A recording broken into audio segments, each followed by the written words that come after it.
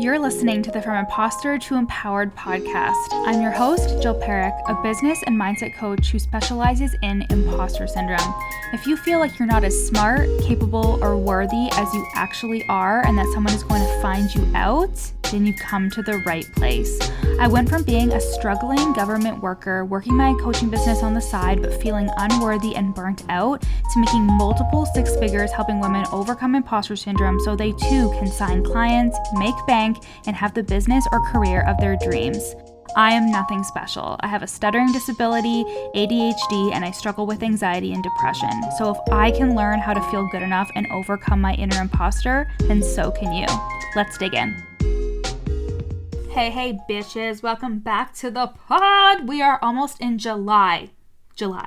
That's fucking crazy, which means we are almost in the month of the From Imposter to Empowered program launch.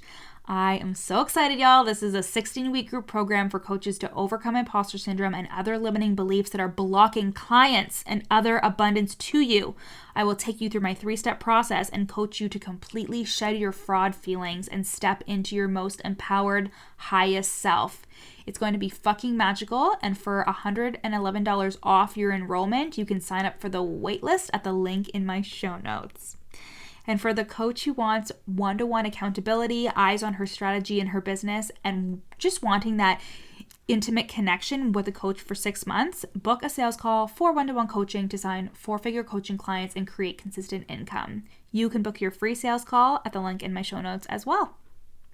So my loves, we have 5 Wednesdays in June, so welcome to your 5th episode. Lucky you. Today we are talking all about how imposter syndrome is affecting the way you break through objections in your business. So we have some strategy here on the pod. I love it.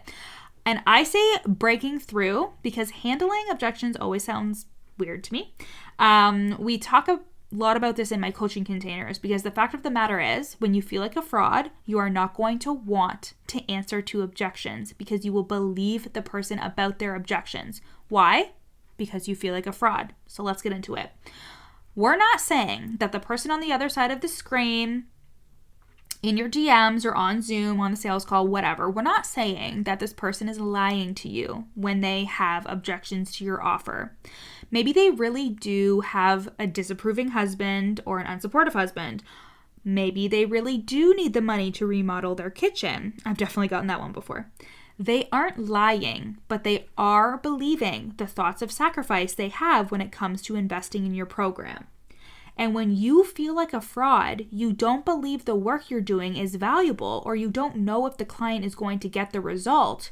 So any objection they have, you kind of slink away in fear because how dare you encourage them to invest when you don't even have solid belief in what you're selling, right? You can only break through objections on sales calls and in DMs that you feel confident about addressing. So very simply, I want you to write out a list of objections that you've personally had with coaching or that you've received from potential clients. And I want you to look at them one by one and imagine if you were the most empowered version of yourself, what would you really want to say that is for the client and that is the whole truth? That's the other thing.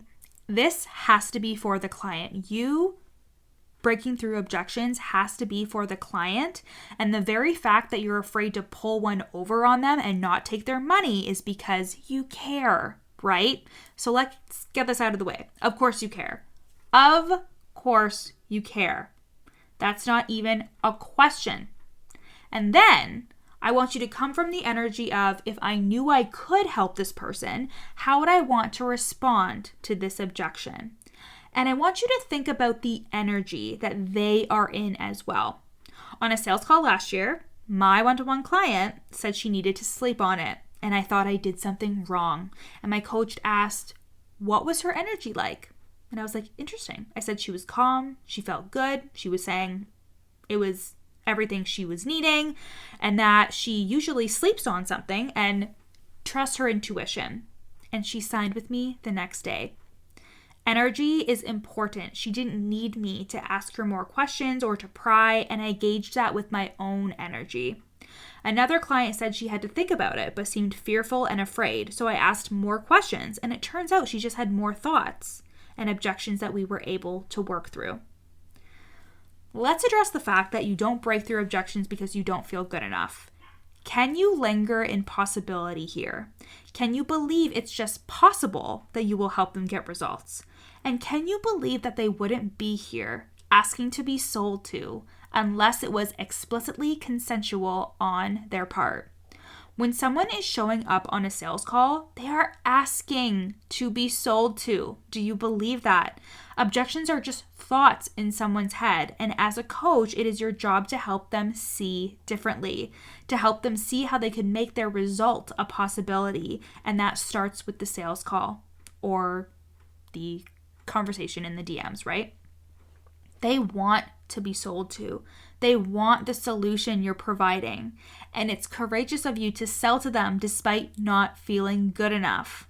I had a one-to-one client who used to totally sabotage her sales calls, and it was all because of her thoughts during calls, which used to be, they don't want this, they don't want my work, it's too much. So we shifted those thoughts to, they want to be sold to, they want my offer. My prices are a reflection of my expertise, and etc.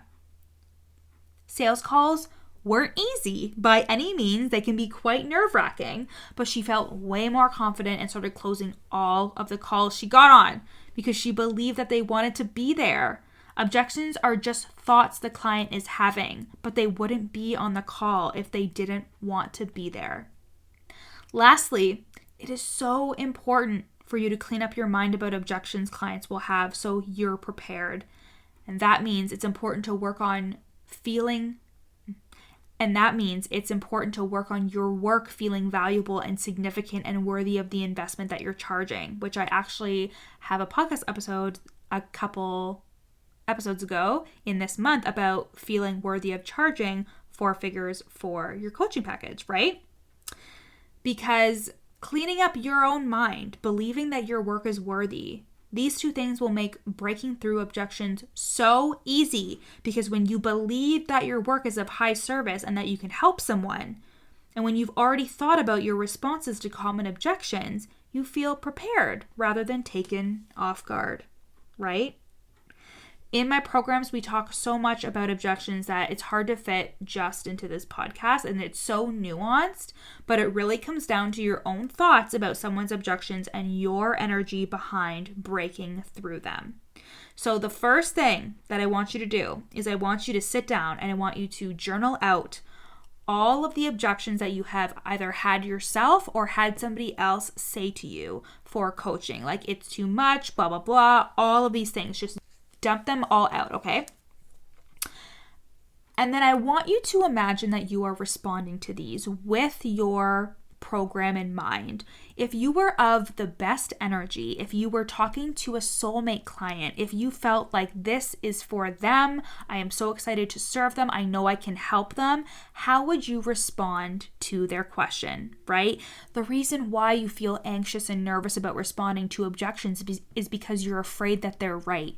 You're afraid that they're thinking to themselves, this isn't worth it. You're afraid that they're thinking, I'm not going to get a result. At the end of the day, a client will buy because they trust you. A client will buy because they trust that they can get their problem solved. And that can feel like a lot of responsibility to the person who feels like a fraud. The person who feels like a fraud is going to be like, oh my God, I don't want them to give me their money because what if I scam them? What if I take their money and they don't get the result, right? So this is why the highest self work, the imposter syndrome work, is so fucking powerful, because when you believe your work is of high service, when you believe it is worthy of the amount that you're charging, and when you have thought of your energy and your responses to common objections that you will inevitably get, because it's not about you, right? It's always about the potential client. You feel comfortable responding to their thoughts because you believe in you and you believe in the value of your work. Again, in my programs, we talk so much about this. It's really hard to fit them all into a podcast, but it really comes down to your own thoughts about someone's objections and your energy behind breaking through them. So you can head to the show notes to sign up for the waitlist for the From Imposter to Empowered group program, or you can book a sales call with me to work with me for 6 months in one-to-one coaching. I love you guys so much, and I'll see you in July. Thanks for listening to the From Imposter to Empowered podcast. Head to the show notes to find out how you can take this work deeper with me in one-to-one coaching or in the From Imposter to Empowered group program.